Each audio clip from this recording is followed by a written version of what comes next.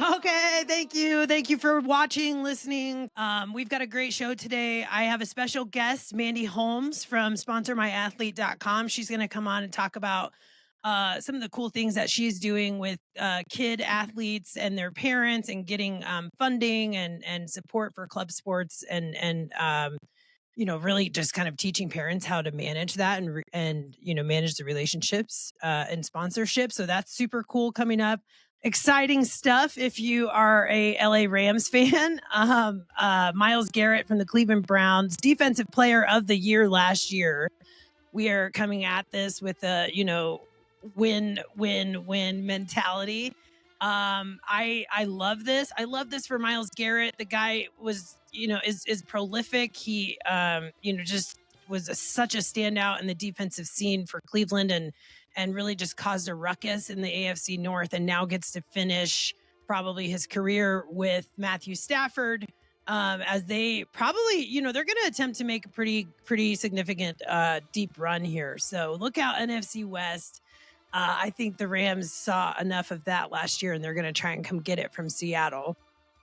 Also in the NFC, the Chicago Bears are about to become the Hammond, Indiana Bears. I don't know what their how the naming convention is going to work out, but after 100 years in Chicago, the Illinois state legislator did not get the tax incentive deals done, and kind of some of the other legislative movement that needed to happen to keep the Bears in Chicago.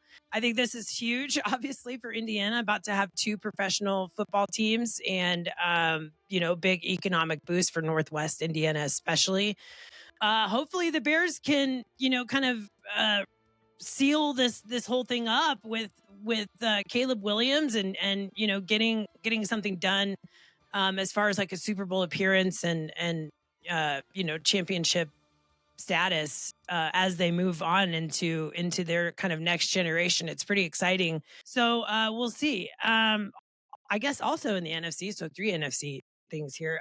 The New York Giants. I wasn't going to wade into this. I got a lot of kind of comments and questions about it. I'm going to touch it. The Jackson Dart thing. I don't think this is about politics and who he voted for. It's really just about kind of how he handled the moment to me. First of all, he comes out, he did put out a prepared statement. It's out there if you want to look it up. Kind of weird of a prepared statement. I thought for a guy who supports President Trump so much, it was kind of shocking to me that he used the Biden debate team to prepare his statement. That's what it seemed like. I mean, this thing was a rag doll. It was pretty meandering and all over the place to me, except that he wanted to do it. And it just didn't seem like he really cared what his teammates, thought or felt.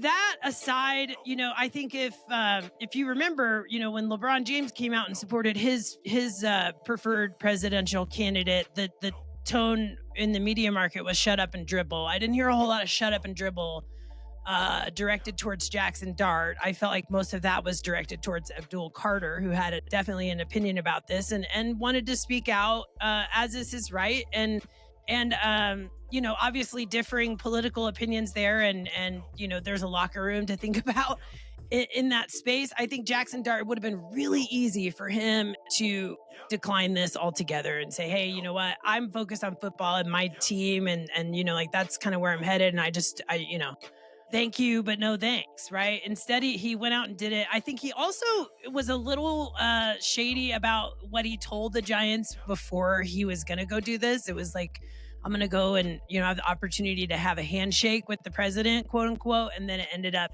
being this full-throated endorsement and on-stage introduction. And so I think that's what caused a lot of the ripple in the locker room. I don't think that ripple's gone. I think, Giants PR is doing their best to kind of smooth it over, and we'll see what, the summer and preseason holds for these guys. Regardless, though, I think of the Giants, Jackson Dart just signed up to be the most sacked quarterback in the NFL in 2026. We'll see. He didn't, obviously ask me. No one does, but that's my take on it.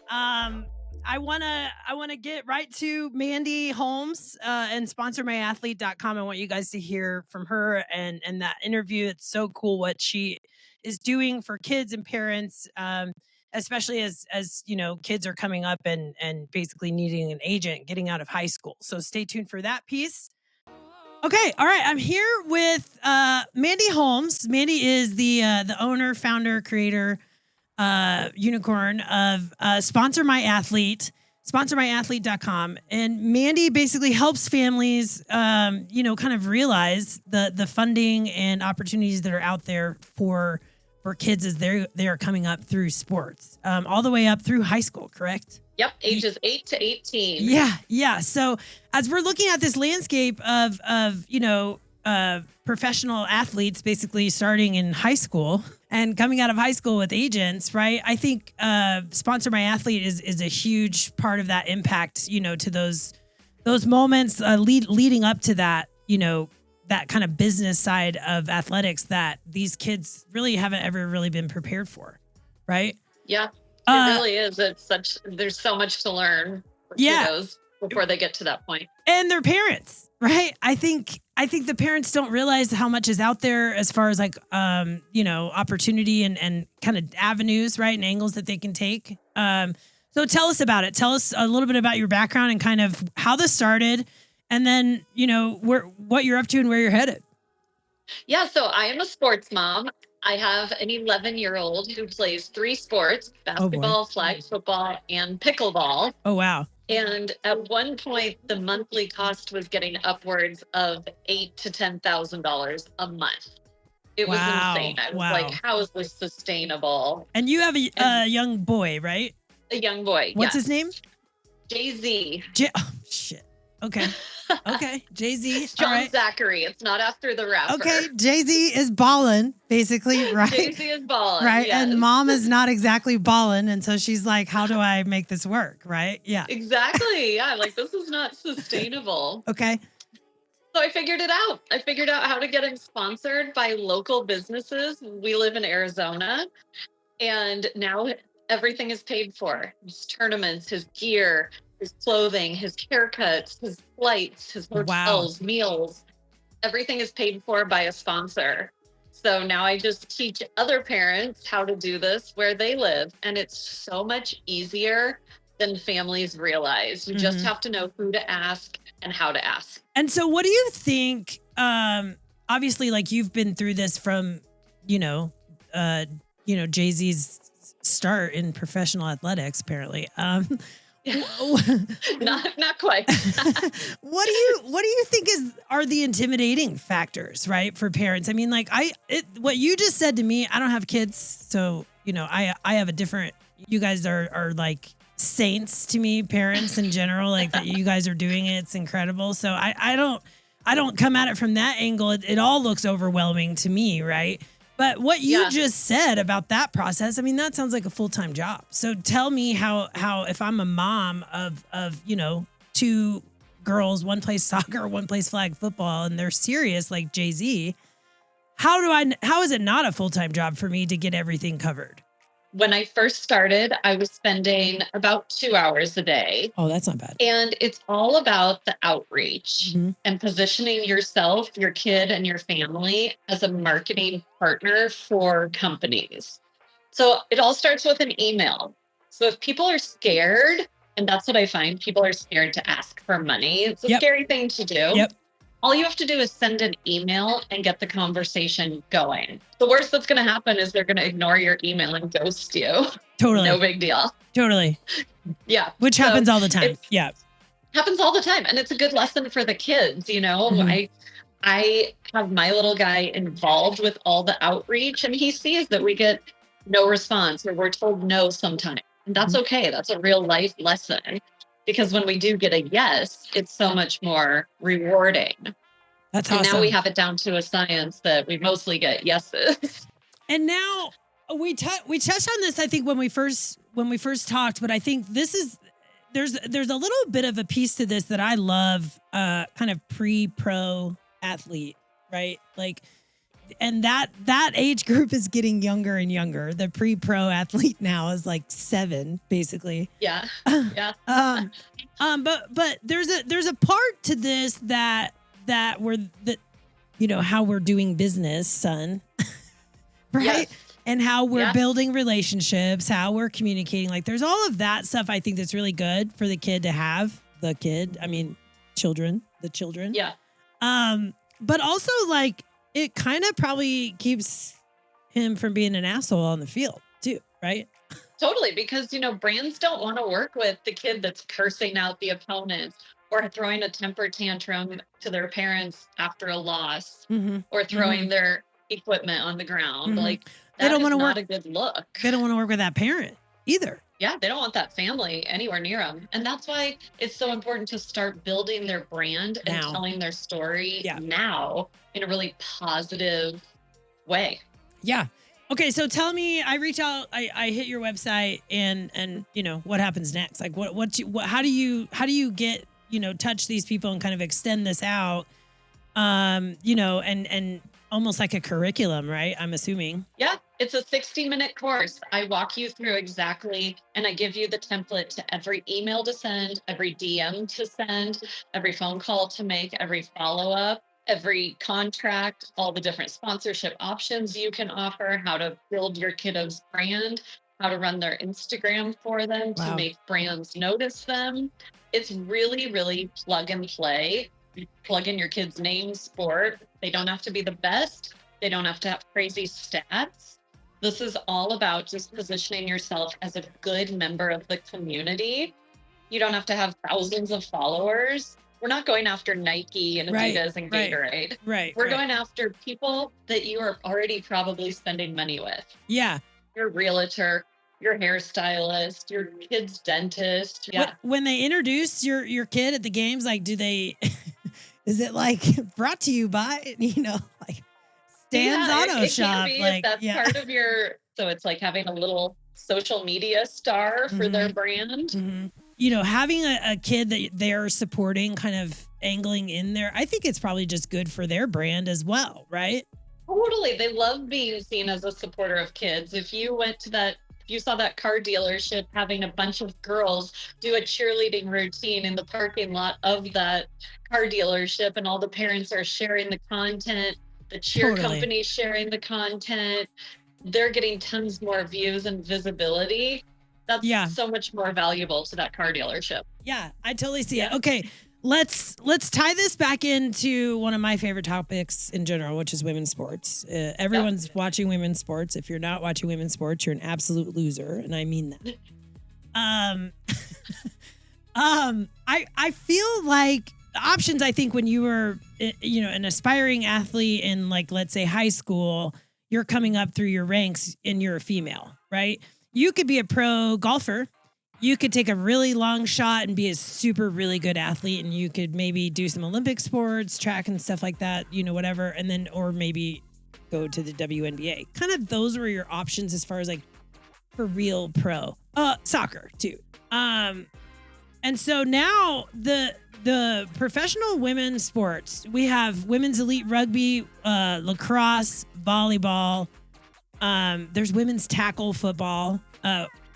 Flag football isn't pro, but it will be soon. It's at least Olympic, so it's coming. I mean, they're endless. Baseball, softball, right? Like all of these sports that these gals are playing in high school. My niece is going to yell at me for saying gal, by the way. Never before. And they have such an advantage because businesses like nail salons, hair salons, some of these businesses that wouldn't necessarily For partner women. with Yeah. and they a don't male athlete. Yeah. It opens the doors for all these cool new sponsorships. Yeah, I love it. I love that there are people out there like you doing what you do.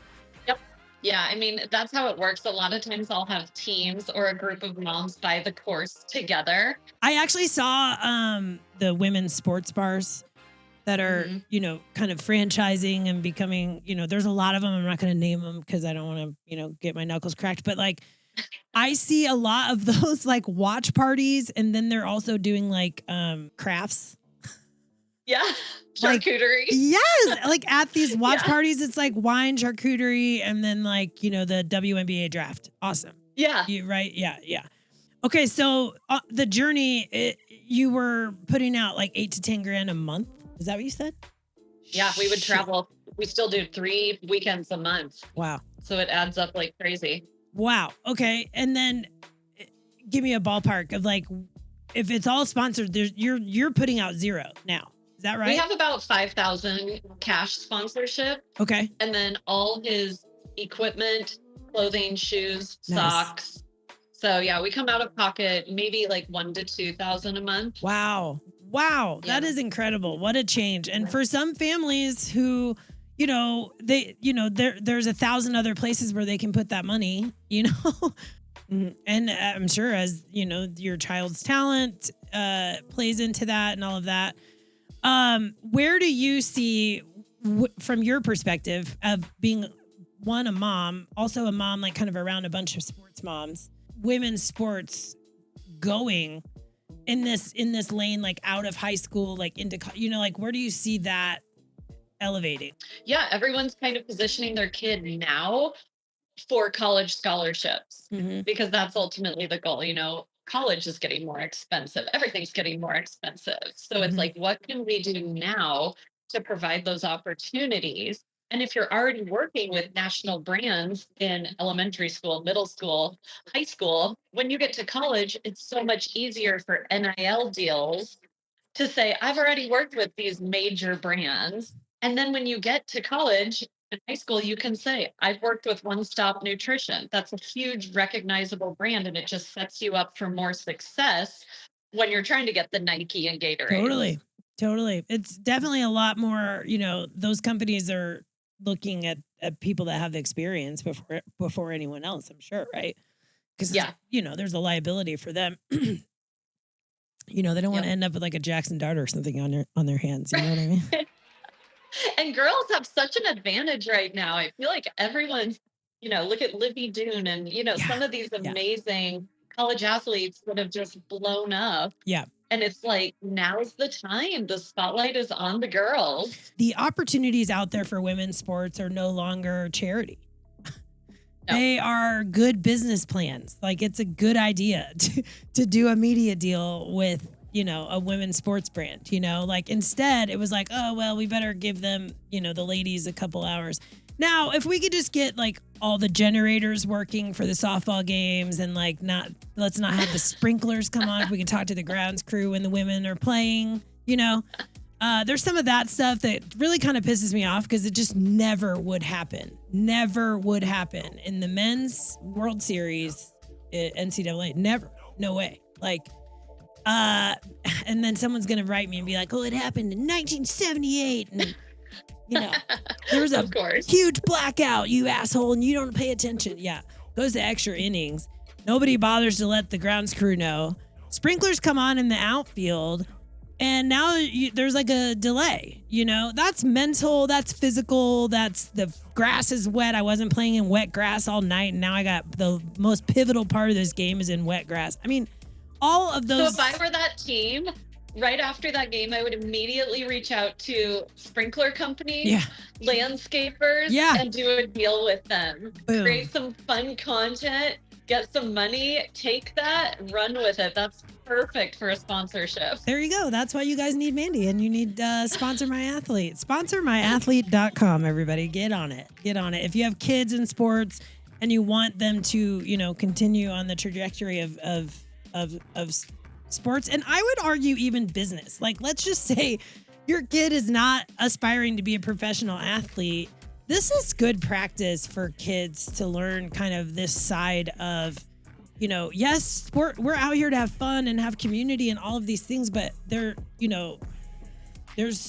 stuff around this that we have to also be aware of. And I think a lot of kids aren't aware of that stuff because mom and dad kind of take care of everything, and then they get the oh shits when they're 19. I mean, there's so much to learn. Yeah, they don't ask me that stuff for sure because I don't have any kids. But okay, let's do something fun. Let's talk about fashion. Okay. I know. I thought you'd like that. Yeah. That stuff's all very riveting, but I want to talk about some of what the women are wearing. And I kind of want you to talk about some of the picks that you made, and then also, hit the spin of why is this outfit not just good for this person in this moment, but also like for their brand, right? Yeah. Okay. So you have like 4 picks here. Where do you want to start? You tell me. Naomi. Duh. Naomi at Roland Garros. I mean, first of all, the outfit itself, fire. Like, yeah, absolute fire.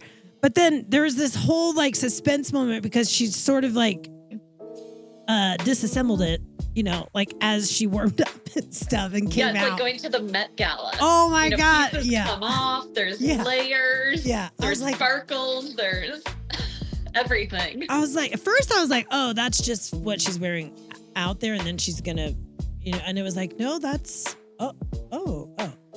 brilliant.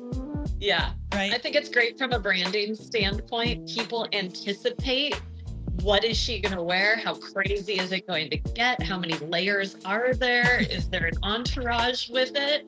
That's all branding. She has built such a loyal following focused on her clothing choices. Okay, who's next? Cameron Brink. Okay, LA Sparks, Cameron Brink. Yep, I like it. Yeah, this was, it was kind of like simple, but not, yeah, it's like sexy, but still classy, but sporty. Yeah. So I just thought that was classy and hot. I like the heels too. SB Awards, Anna Leigh Waters. Anna Leigh. Are we doing that? I'm in the world of pickleball, so I had to put a pickleball girl. I knew it. As soon as I saw it, I was like, okay. Yeah, and she's the first pickleball athlete that they've had at the ESPYs. Yeah. Which is so cool that they're recognizing a woman pro pickleball player, the best in the world. And she's young, she's 19. Yeah. So I just thought this outfit was so great for her age, her debut of pickleball really shining the spotlight on a new sport at the ESPYs. So I think she hit the mark perfectly. I would say the plunge is pretty classy too. Like it's not like a slutty plunge, It's with like her body type, there's nothing hanging out. Like it looks good. And so first pickleballer to be honored by ESPYs is a female, by the way. Yes, it's so cool. I'll point that out to everybody. Okay, Sarah Nurse, love this girl, and her style had to go. I mean, she's always doing something wild, so I had to put her on there. Yeah, so good. I love this look, the kind of sleek hair. I just love it. And still her brand, right? Like she's got like this kind of sporty, classy look, but it's like all her own. I would say the same for like Paige Beckers too. I think she definitely has like her own kind of deal. We could go on forever with the ladies in the fashion, if you ask me. They're finally just starting to put cameras in the hallways for these girls. Finally. Like, let's just, call it what it is, right? Like the cameras were not in the hallways. Okay, Mandy, you're awesome. Thank you so much. Thank you. Yeah, thank you for doing this. I say I want to get the word out there. I'll tell you, just for me, I'm 46, but like when I was a kid, there was nothing like you available. My parents had no idea. I have 6 brothers and sisters, and it was like, you can play one sport and maybe one other kid. And like, that's it, And it's like, next year you can play a sport, And like, we just didn't have that. We didn't have any of the awareness around any of it. I mean, I didn't even have like a golf team in high school that I could play on as a female. I mean, that's how, I'm only 46. Like, if you think about it like that, right? I should be 100 if I'm saying that. So yeah, good on you. Sponsormyathlete.com and hit Mandy up if you need help and if you want to know more. Perfect. Awesome. Thanks for having me. Yeah, thank you so much. Sponsormyathlete.com. Don't miss that code there at the bottom.